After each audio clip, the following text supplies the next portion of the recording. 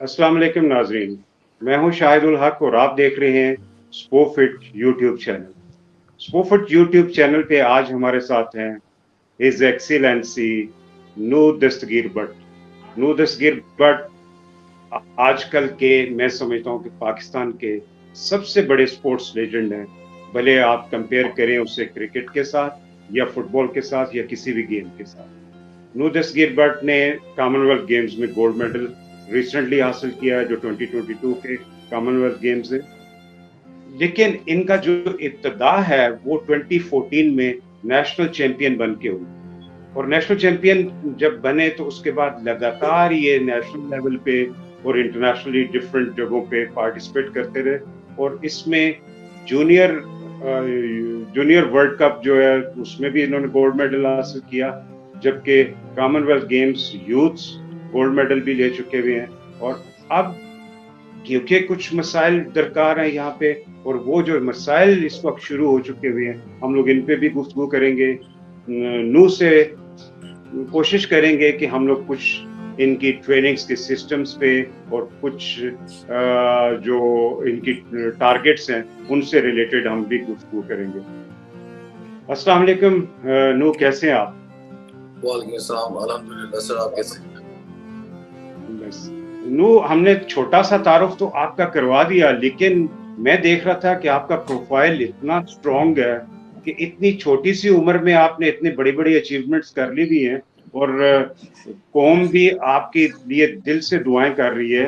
और कोयटा के लोग तो, मेरी बात हो रही थी, वो चाहते थे कि नू दस्तगीर भट्ट वहां पे मौजूद हो, ठीक है, लेकिन आप कोयटा में जा ही नहीं सके। तो सबसे पहले तो थोड़ा सा आप अपने आप को थोड़ा सा ब्रीफ कर दें कि ये स्ट्रगल कैसे स्टार्ट हुई और इस वक्त तक क्या क्या आप टारगेट्स को अचीव कर चुके हो। जी, मैंने जो ट्रेनिंग जो स्टार्ट की थी वो 2000 बेसिकली 9 में की थी। और मेरी उम्र जो थी वो 12 साल थी, और जो मेरा छोटा जो भाई, हम दोनों ने एक साथ ही स्टार्ट की थी, वो 8 साल का था। तो वालिद साहब अच्छा। खुद वेट लिफ्टर रहे होंगे, और आपको जैसे पता है कि वो 5 बार सैफ के गोल्ड मेडलिस्ट हैं, फिर एशियन मेडलिस्ट भी हैं, 17 बार जो है नेशनल चैंपियन भी हैं। तो उनको कुछ ना फैसिलिटी मिलने की वजह से वो मतलब उस लेवल पे नहीं जा सके जिस लेवल पे वो जा सकते थे। तो उन्होंने फिर हमारे ज़रिए जो ना अपना जो ख्वाब है, जो क्या कहते हैं, वो पूरा करने की कोशिश की है। और अभी भी हम उसे पूरा नहीं भी कर सके, क्योंकि हम लगातार अभी उसी पे मेहनत मज़ीद कर रहे हैं कि जिससे वो चाहते हैं कि पाकिस्तान को एक ओलंपिक का मेडल जो है दिलाया जाए। तो उसके लिए अभी भी हम मेहनत हमारी जारी है। तो बिल्कुल, मैं पहली बार जो नेशनल चैंपियन हुआ था वो 16 साल की उम्र में हुआ था, 2014 में। और उससे लेके अब तक लगातार 2022 तक मैं लगातार नेशनल चैंपियन भी हूँ, और नेशनल जो है करंट रिकॉर्ड होल्डर भी हूँ। और 2015 में मैंने पहली बार जो है ना इंटरनेशनल जर्नी अपनी स्टार्ट की थी। 2015 में यूथ एशियन का जो है मैंने पहला जो 3 गोल्ड मेडल हासिल किए थे। और उससे लेके अब तक लगातार इंटरनेशनली कोई ऐसा साल नहीं गुजरा जिसमें मैंने इंटरनेशनली मेडल ना लिया। कर रहा हूँ कि ये जो आपने बातें की हैं इससे लग रहा है कि ये आपके बेसिकली वेट लिफ्टिंग तो डीएनए में शामिल है। बेसिक मूवमेंट्स और बेसिक जो फंडामेंटल्स हैं इसमें सीखने में आपको तो दुश्वारी नहीं हुई होगी। तो आजकल क्या रूटीन्स चल रही हैं आपकी, बिल्कुल। सुबह से शाम तक किस तरह ट्रेनिंग्स करते हैं और क्या सिस्टम चल रहा है? देखिए, हमारा जो दिन जो है तकरीबन 12 13 14 साल से इसी तरह हम लगातार चल रहे हैं। हम सुबह फजर के टाइम उठ जाते हैं, वालिद साहब तो जल्दी टाइम उठ जाते हैं, और हम फजर के टाइम उठते हैं और नमाज पढ़ के साथ ही ट्रेनिंग वगैरह होती है। और फिर उसके बाद खाना वगैरह, रेस्ट वगैरह होता है। फिर शाम को दोबारा जो है हमारा इवनिंग सेशन होता है। तो इसी तरह कंटिन्यू पूरा वीक करते हैं, और इसी तरह पूरा 365 दिन जो है मतलब ट्रेनिंग चलती रहती है। इवन कि ईद वाले दिन भी ट्रेनिंग करते हैं। और कोई ऐसा दिन नहीं, मतलब कभी कभी जुम्मे को छुट्टी होती है तो उस दिन भी वाला साहब कह देते हैं कि चले आए आज थोड़ी बहुत ट्रेनिंग कर लेते हैं। तो ये इसी तरह हमारी रूटीन जो है मतलब लाइफ में, मतलब लाइफ का एक हिस्सा बन गया है कि इसी तरह हम जो है ना इसको लेके लगातार 13 14 साल से चल रहे हैं। अच्छा, इस रूटीन से कभी तंग नहीं पड़े नूह आप? देखिए, तंग तो इंसान पड़ ही जाता है कि मतलब क्योंकि हमारा घर के अंदर जिम है। मेरा मैं जिम में बैठा हूँ, तो जिम के ऊपर जो है मेरा रूम। तो बिल्कुल तंग आ जाते हैं, लेकिन वो फिर जब उस तंग का जब मेहनत जब उसका फल मिलता है, जब उसका अजर मिलता है, तो जब विक्ट्री स्टैंड पे खड़ा इंसान होता है अपने मुल्क पाकिस्तान के लिए, तो वो जो बंदा परेशान तंग वो जो सब स्ट्रगल जो की होती है वो इंसान फिर भूल जाता है, फिर वो क्या कहते हैं उस मूवमेंट को एंजॉय करता है, और फिर उस मूवमेंट को दोबारा जो है ना फील करने के लिए वो फिर दोबारा जो है ना प्लेयर एक मेहनत करता है और मतलब चाहता है कि मैं फिर उस पोजीशन पे जाऊं जब मेरे मुल्क का फ्लैग है वो रेज हो रहा हो और नेशनल एंथम चल रहा हो एक डिफरेंट कंट्री में, और डिफरेंट नेशंस जो है आपके लिए वहाँ पे जो है स्टैंड कर रही है आपके नेशनल एंथम के लिए।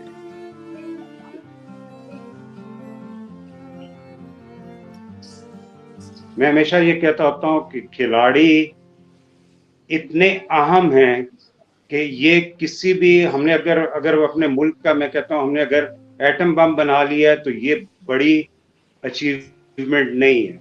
मैं हमेशा कहता हूँ कि हमने एक खिलाड़ी ऐसा पैदा किया जिसने दुनिया में पाकिस्तान का बगैर गोली चलाए जो है ना परचम सर बुलंद किया, तो वो ज्यादा अहम है। और इस पे कोई खर्चा भी ज्यादा नहीं आता, लेकिन इस तरफ अब कहाँ में बाला की अभी तक तवज्जो नहीं है। तो जब ये फ्लैग रेज होता है पाकिस्तान का, तो उस वक्त क्या फीलिंग्स आपकी होती हैं? ये वैसे कॉमन क्वेश्चन है, लेकिन हर बंदे की फीलिंग्स डिफरेंट होती है। देखिए मैं आपको एक बात बताता हूँ कि ये जो एक कह लें कि आप सियासतदान देख लें, कोई क्या कहते हैं मुल्क के प्राइम मिनिस्टर देख लें, कोई भी आर्मी चीफ देख लें, लेकिन ये सिर्फ जो ये मौका जो है एक प्लेयर के हाथ में था कि वो एक डिफरेंट कंट्री में अपना जो फ्लैग जो है ऊपर रेज कर सके, और ये ना ही कि कोई प्राइम मिनिस्टर कर सकता है कहीं पे जाके, सिर्फ एक प्लेयर जो है वो इस चीज को उसे मिलता है कि कोई और कंट्री में जाए और वहाँ पे खेले और वहाँ पे जीते और अपने मुल्क का जो है ना फ्लैग जो है रेज करे और वहाँ पे जो है उसका नेशनल एंथम चलाए। ये ये बड़ी बहुत बड़ी बात है कि एक प्लेयर को ये मौका मिलता है, और वो सिर्फ एक ये मौका सिर्फ एक प्लेयर के ही से आता है। तो बिल्कुल ये एक बहुत ही खूबसूरत जो है इसको आप फीलिंग कह सकते हैं, क्योंकि ये इसमें आप कोई इतनी आपने जितने साल की 13-14 साल की जो मेहनत की होती है वो नजर आती है। तो बिल्कुल ये एक बहुत ही खूबसूरत फीलिंग होती है जिसको आप लफ्जों में जो है आप बयान नहीं कर सकते। बिल्कुल। नू, हमारी बातें चलती रहेंगी। मुझे ये बताइए कि जिस तरह आपने बताया कि सुबह भी ट्रेनिंग होती है, शाम को भी ट्रेनिंग होती है, और इस ट्रेनिंग में सबसे बड़ा वो जज्बा कार फरमा है, वही मोटिवेशन है कि पाकिस्तान के लिए कुछ किया जाए, और बड़ी अचीवमेंट्स के लिए इस तरह की मेहनत तो करनी पड़ती है। और वही आप वाली बात है कि कुछ कुर्बानी भी ऐसी देनी पड़ती है जिससे आपने अपने जज्बात को, अपनी ख्वाहिशात को दफन करना पड़ता है बड़ी अचीवमेंट्स के लिए। तो wish you best of luck for this venture. मुझे ये बताइए कि इस वक्त जो कोयटा के लोग और बलूचिस्तान के लोग जो है वो नू बट को वहां पे देखना चाहते हैं, तो आप क्या कहते हैं कि क्या ये पीछे इसके सिस्टम हुआ, क्यों आपको इसमें रजिस्टर्ड नहीं किया गया? देखें, ये जो मामला था ये तकरीबन 7-8 महीने से जो चल रहे हैं फेडरेशन और हमारे दरमियान। फेडरेशन के जो प्रेसिडेंट है हाफिज इमरान भट्ट साहब, उनके जो साहबजादे हैं अरफान भट्ट साहब, कॉमनवेल्थ गेम में जब मैंने गोल्ड मेडल लिया था तो उसके बाद वो मेरे रूम में आए और उन्होंने मुझे कहा कि आप क्या कहते हैं पाकिस्तान स्पोर्ट्स बोर्ड के खिलाफ जो है ये बयान दो कि वो हमें उस फेडरेशन को सस्पेंड किया जिसके थ्रू पाकिस्तान का मेडल है।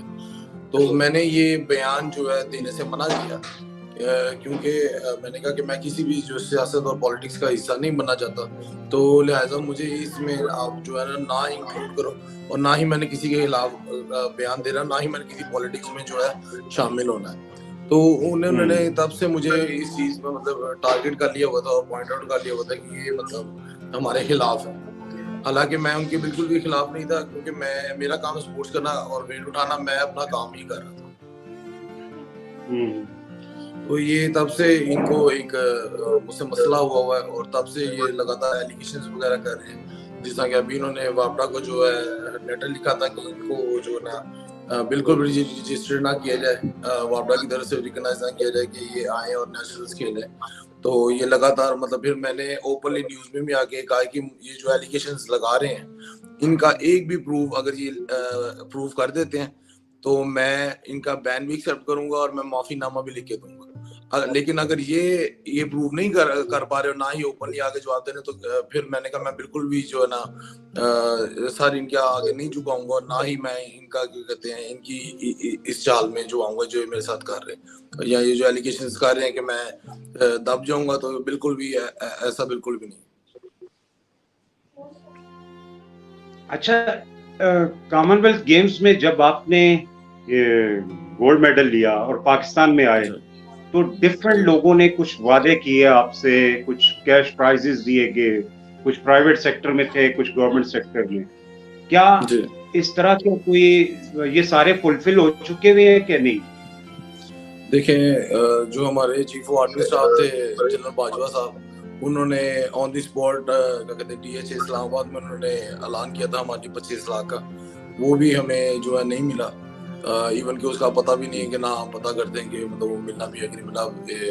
और उसके अलावा एक जो ब्लू वर्ल्ड सिटी जिसने अनाउंस किया था एक कनाल का प्लॉट अनाउंस किया था, वो भी उन्होंने एक बार थोड़ा सा राब्ता किया लेकिन उसके बाद उन्होंने भी दोबारा जो है राब्ता नहीं किया। तो इस तरह के एक दो और हैं मतलब छोटे छोटे अनाउंस जिन्होंने किए थे, अनाउंस कर लिए, पब्लिसिटी हासिल कर ली, लेकिन उसके बाद जो है उन्होंने जो है ना बुलाया भी नहीं। ठीक है, नहीं जिसमें मैं समझ रहा हूँ कि कुछ सामान भी आपको मिलना था पंजाब स्पोर्ट्स बोर्ड से घर में ट्रेनिंग के लिए या अपने क्लब के लिए, वो मिला? नहीं, सामान के लिए हमने लगातार पूरे पाकिस्तान में हर जगह जो है अपील की थी, तो मतलब हमें सामान जो है कहीं से भी नहीं मिला। ये हमारा अपना ही जो हमारे पास है, हम उसी पे ट्रेनिंग कर रहे हैं लगातार और अभी भी उसी पे ही कर रहे हैं। ठीक है, और एक उसके बाद आपको एक स्टिपेंड जो है स्कॉलरशिप अनाउंस हुआ था IOC की तरफ से, तो उसके क्या हालात हैं? जी बिल्कुल, वो जो स्टेपन जो IOC की तरफ से मुझे मिलने वाला था, लेकिन वो फेडरेशन की वजह से जो, क्योंकि पाकिस्तान ओलंपिक एसोसिएशन ये कह रही है कि अगर पाकिस्तान PWF जो है वो अगर इसको रिकॉग्नाइज नहीं कर रही, मतलब क्योंकि उन्होंने वो कहते हैं कि उन्होंने ही मेरा नाम दिया था और उन्होंने ही मेरा नाम जो है निकाल दिया, तो वो अब जो स्कॉलरशिप है वो आपको नहीं मिल सकती। ठीक है, मुझे ये बताइए, ये जो आपने अपने इस राइट के लिए पाकिस्तान में एथलीट कमीशन बना हुआ है और आई थिंक उसमें इनाम भट्ट है शायद आजकल उसका चेयरमैन है, तो कभी आपने एथलीट कमीशन से अपने राइट के लिए कभी कोई लेटर लिखा? मैं दरअसल एक ओपनिंग सेरेमनी में गया था UFC की लाहौर में, वैलेंसिया टाउन में एक जिम था वो खुला था, तो मैं वहाँ पे इनाम भट्ट से मेरी मुलाकात हुई थी। मैंने उसे मामला अपने बताए थे और उसने कहा था कि मैं बात जो है आगे करूंगा PO से। इवन के ये जो सब कुछ मामला हो भी गया उसके बावजूद मतलब किसी स्पोर्ट्स पर्सन ने, ये मैं बात लाजमी करना चाहूंगा क्योंकि मेरे दिल में है, किसी भी स्पोर्ट्स पर्सन ने मेरी जो है क्या कहते हैं सपोर्ट नहीं की। इवन कि ये जितने भी लोग जो है इस वक्त सपोर्ट करें वो अननोन है, किसी खिलाड़ी की इतनी जरूरत ही नहीं है कि वो मतलब इस नाइंसाफी के ऊपर कोई बोले, क्योंकि सब जो है क्या कहते हैं अल्फाज अच्छे नहीं है कि चमचागिरी में लगे हुए हैं। तो ये लोग किसी ने इवन कि इनाम भट्ट, अरशद नदीम, किसी प्लेयर ने मतलब इस चीज को शेयर नहीं किया, ना ही इस पे बात करने की कोशिश की कि यार ये ज्यादती कर रहे हैं मतलब एक प्लेयर के साथ। तो बिल्कुल मैं ये मेरे दिल में बात थी, मैं ये यहाँ पे लाजमी बोलना चाहूंगा। तो मैं बिल्कुल भी किसी भी प्लेयर ने जो है ना इस मामला में मेरी सपोर्ट करने की कोशिश नहीं की और ना ही इवन के एथलीट कमीशन ने इस मामला में कोई सपोर्ट करने की कोशिश की। आप अच्छा, ये जो अभी देखें हम लोग थोड़ा सा दोबारा से इसमें आते हैं कि ये जो मामला चल रहे हैं, इससे आपकी गेम कितनी डैमेज हो रही है और क्या रिस्पॉन्सिबल लोगों को आप कहेंगे इस वक्त, चाहे वो फेडरेशन से हैं, ओलंपिक से हैं या पाकिस्तान स्पोर्ट्स बोर्ड या मिनिस्ट्री से? जी बिल्कुल, क्योंकि इफेक्ट तो होती है, एक टारगेट होता है प्लेयर का कि उसे सामने रख के वो चलता है और मतलब उसे होता है कि मतलब इतना टर्न्योवर है टाइम के, इसके अंदर मुझे तैयारी करनी है।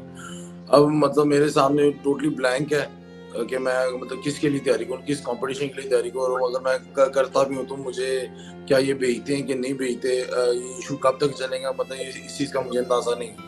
लेकिन इसके बावजूद वाले साहब ने हमें यही सिखाया कि ट्रेनिंग जो है क्या कहते हैं कि हमें कंपटीशन मिले भी ना मिले, लेकिन हमने ट्रेनिंग अपनी करनी है, हमने अपना काम जो है वो उसे करते रहना और आगे इंशाल्लाह ताला हमारा शुरू से ये तो कल अल्लाह भी रहा है, तो अल्लाह भी हमने रखा कि इंशाल्लाह ताला अल्लाह देख रहे हैं और अल्लाह इंशाल्लाह ताला इंसाफ करेगा, जरूर करेगा। तो बिल्कुल ये बहुत इफेक्ट करता है कि एक टारगेट आपको ना मिले कि हम आगे एशियन गेम्स हैं, उसकी अब एशियन गेम्स में बिल्कुल थोड़ा सा टाइम लगेगा। अगर अब मुझे ये जो कह रहे हैं कि मैं एशियन गेम्स में अगर मुझे अभी भी अगर भेज देते हैं तो वहाँ पे मेडल लेना बहुत मुश्किल हो गया, क्योंकि उसके लिए अब तैयारी डबल चाहिए थी। एशियन गेम्स ओलंपिक्स के बाद एक दूसरा बड़ा इवेंट है जिसको वहाँ पे मेडल लेना इसका ओलंपिक के बराबर होता है कि अगर आप वहाँ पे मेडल ले लेते हैं एशिया में, तो फिर आप ओलंपिक में भी जो है मेडल ले लेते हैं।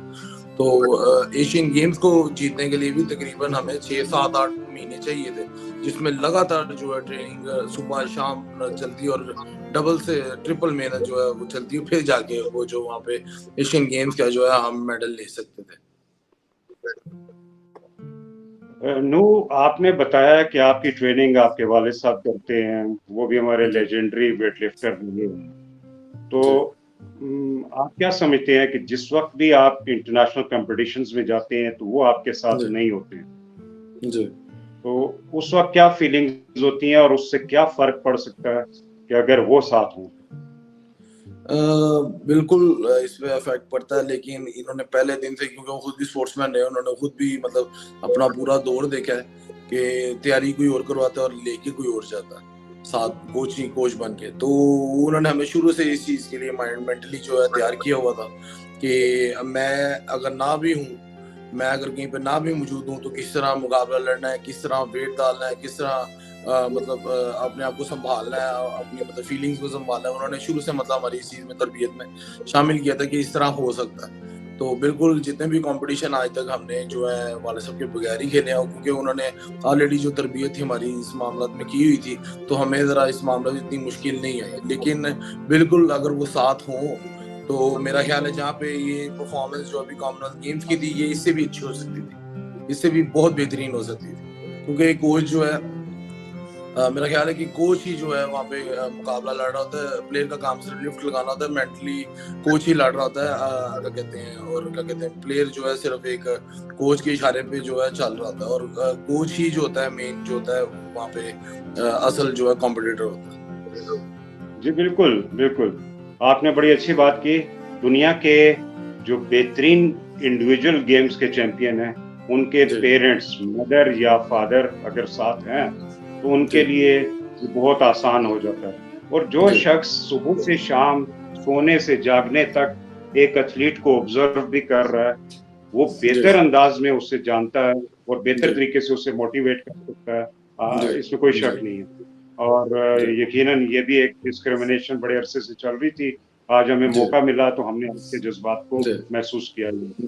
मुझे ये बताइए कि जो अगर आपको ये सारी यकीन दहानियां कराने के बावजूद वो फेडरेशन जो है आपको अलाउ नहीं करती है, फेडरेशन भी नहीं कहूंगा मैं, तो इसे सस्पेंडेड फेडरेशन ही बोलूंगा, लेकिन नो डाउट कि आपके लिए वो वैल्यूएबल है, आपकी वो फेडरेशन है, आप उसके साथ अपनी लॉयल्टी हमेशा शो करते रहे हैं, और मैंने अक्सर जगहों पे देखा भी है कि आप हमेशा लॉयल रहे हैं अपनी उस फेडरेशन के साथ, डिफरेंट इंटरव्यूज भी मैंने देखा। तो क्या कहेंगे कि अगर नहीं उन्होंने आपको ये मौका दिया तो फिर क्या इरादे हैं?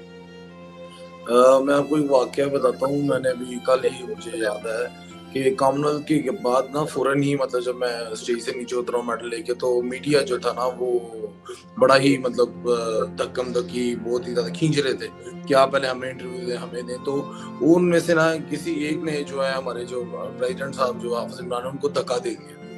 तो मैंने ना उस वक्त वहाँ पे इंटरव्यू देने से इनकार कर दिया, और मैं वहां से उस जगह से उठ के जो चला गया था। और मैंने कहा जब तक वो बंदे आएंगे माफी मांगेंगे फिर आगे मैं इंटरव्यू दूंगा। तो मेरी लॉयल्टी इस हद तक इनके साथ रही, लेकिन इन्होंने जिस तरह के आप एलिगेशंस लगाए हैं क्या कहते हैं, जो कि बेबुनियाद है बिल्कुल, और जिसका कोई भी सिर और पैर नहीं है, इन्होंने इस तरह के एलिगेशन लगाए इवन के ये हमारी इतनी लॉयल्टी के बाद भी। देखिए तो फिर क्या ये होगा? नुकसान जो है मेरा मेरा भी हो रहा है, लेकिन पाकिस्तान का जो मैं समझता हूँ कि पाकिस्तान का ज़्यादा हो रहा है। क्योंकि पाकिस्तान की जो होप है वो क्या कहते हैं, पाकिस्तान के जो लोग हैं उन्होंने कॉमनवेल्थ के बाद बहुत ज़्यादा प्यार दिया है और बहुत ज़्यादा लोग जो हैं दुआएँ कर रहे हैं कि मतलब मेरे थ्रू पाकिस्तान के लिए ओलंपिक का जो मेडल जो इतने सालों से नहीं आया, वो पाकिस्तान के लिए आ जाए। तो बिल्कुल ये जो नुकसान है वो पाकिस्तान का है। तो ये इनको चाहिए कि ये अपना नुकसान खुद ना करें और लेकिन ये लगातार ये जो है इस तरह के एलिगेशंस करके मुझे आउट करने की कोशिश कर रहे हैं, तो मैं तो यही फिर अब समझ रहा हूँ कि ये मतलब ये मेरे साथ नहीं, ये पाकिस्तान के साथ ज्यादती कर रहे हैं। मुझे ये बताएं, ये जो इंटरिम कमेटी बनी है, ये एक हाई कोर्ट के डिसीजन से बनी है, जी पाकिस्तान की गवर्नमेंट ऑफ पाकिस्तान ने बनाई है। जी एक लीगल एंटिटी है जिसने इस गेम्स को ठीक करना था। आप जी। क्या रिस्पॉन्सिबल लोगों को कहेंगे कि ये कमेटी बनने से खिलाड़ियों, कोचेज और ऑफिशियल्स का क्या नुकसान हो रहा है? देखें अगर कोई इंटरनल कमेटी बनाई इन्होंने दी थी तो एटलीस्ट प्लेयर्स को जो है ना क्या कहते हैं अलग कर दिया जाए इन मामला से, क्योंकि जो प्लेयर्स जो अब आधे स्पोर्ट्स बोर्ड जो कह रहे हैं वो हमारी तरफ आए और क्या कहते हैं पाकिस्तान वेट लिफ्टिंग फेडरेशन कह रही है वो हमारी तरफ आए। अब पाकिस्तान वेट लिफ्टिंग फेडरेशन की साइड नहीं तो पीएसबी नाराज हो जाता है, अगर पीएसबी की साइड नहीं तो पाकिस्तान वेट लिफ्टिंग नाराज हो जाती है। तो एटलीस्ट अगर कोई फैसला अगर कोई कमेटी बिठाई दी है तो उन्हें चाहिए कि जल्द से जल्द फैसला करें और प्लेयर्स का जो है इसमें नुकसान ना हो। अब इस मामला को तकरीबन साल 1.5 साल हो गए इस स्कैंडल को चले हुए, तो ये अभी तक सॉल्व नहीं हुआ। इन्हें चाहिए कि एटलीस्ट प्लेयर्स को जो है ना इस चीज से बाहर रखें, क्योंकि फाइनेंस जो है पाकिस्तान स्पोर्ट्स बोर्ड ने करना होता है, लेकिन एंट्रीज वगैरह अगर सारे मामला देखें तो वो फेडरेशन ने करनी होती है। तो फेडरेशन का जो है अमल दखल भी बहुत ज्यादा है और पाकिस्तान स्पोर्ट्स बोर्ड का भी जो अमल दखल है वो बहुत ज्यादा है। तो इन्हें चाहिए कि एटलीस्ट प्लेयर्स को अपनी सियासत से इन मामलों से जो है दूर रखें उन्हें, क्योंकि वो पब्लिक प्रॉपर्टी होते हैं प्लेयर्स, तो उन्हें उनके लिहाज उनके हिसाब से सिर्फ खेलने दिया जाए, उन्हें अपनी सियासत का जो है हिस्सा ना बनाए, ना ही उनसे नाराज हो। क्योंकि प्लेयर्स हैं, अब मुझे क्योंकि डीसी साहब बुला लें तो क्या मैं उनके पास नहीं जाऊंगा? बिल्कुल मैं जाऊंगा। अब मुझे हाफिज इमरान भट्ट साहब बुला लें तो मैं जारी बात है उनके पास भी जाऊंगा, क्योंकि वो मेरी फेडरेशन के जो है प्रेसिडेंट है। तो इन्हें चाहिए कि एटलीस्ट प्लेयर्स को जो है सियासत का हिस्सा ना बनाए और अगर कोई कमेटी अगर कोई मसला आई गया तो उसे जल्द से जल्द सॉल्व किया जाए, ताकि प्लेयर्स जो हैं उनका टाइम जाया ना और ना ही वो इनकी सियासत की नजर जो है वो जाया हो जाए। बिल्कुल, बहुत शुक्रिया नू, आपने बड़ी खूबसूरत अंदाज में आपने इन तमाम मामलात की अक्कासी की, जो मसाइल चल रहे हैं, और सबसे बढ़ के ये है कि लोग खुश हुए हैं आपको जानकर कि नू भट्ट जो है ना हर तरह के मामलात के बावजूद दिल नहीं हारा और अपनी मेहनत लगातार किए जा रहे हैं। Wish you best of luck for your Olympic thank you so medals much. और international thank you so medals much. खास तौर पे। मैं यहाँ पे नाजरीन कुछ इस तरह की चीज़ों के मुतालिक आपको बताऊंगा कि जब भी इस तरह की मामलात आते हैं, किसी फेडरेशन पे कोई बैन लगता है या उसे सस्पेंड किया जाता है गवर्नमेंट ऑफ पाकिस्तान की तरफ से, तो उससे सबसे ज़्यादा जो मुतासिर होते हैं वो खिलाड़ी, कोचेज और ऑफिशियल, क्योंकि ये वो लोग हैं जो जो इनफैक्ट किसी भी फेडरेशन का या किसी भी खेल का रीढ़ की हड्डी के बराबर होते हैं, और इसके बगैर वो कोई भी खेल आगे बढ़ नहीं सकता।